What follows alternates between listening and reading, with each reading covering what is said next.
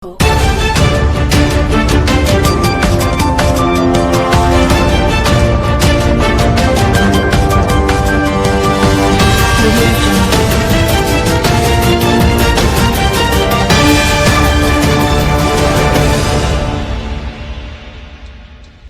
દારૂ ભરેલી એક ક્રેટા ગાડી બોડેલી રેલવે ફાટક પાસે આવેલા ગરનાળામાં ખાબકી છે। જય હિન્દ, હું છું સંજય સિંહ રાણા। આપ જોઈ રહ્યા છો છોટાઉદેપુર વ્યૂ સત્યની સાથે।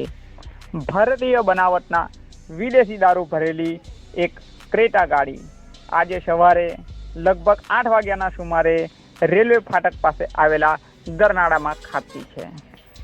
બાતમીના આધારે कारનો પીછો કરી રહેલી છોટાઉદેપુર એલસીબીની ટીમને ભારે મોટી સફળતા મળી છે।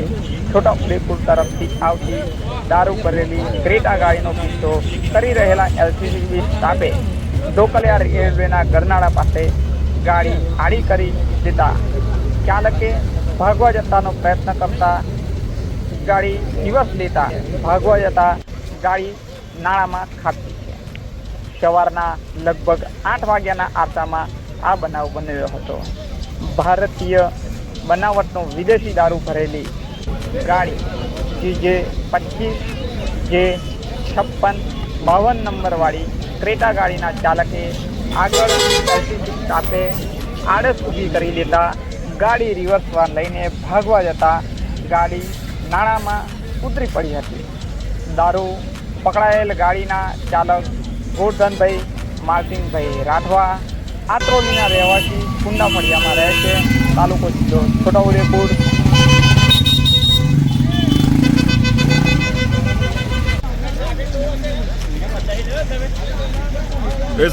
ચાલો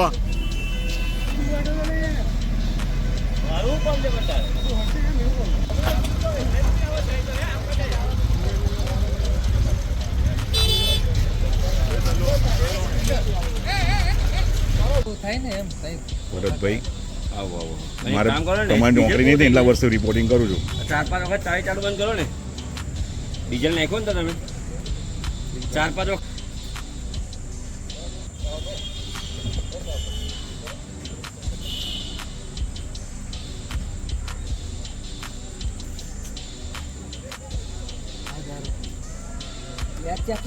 મને પકડાતા નથી।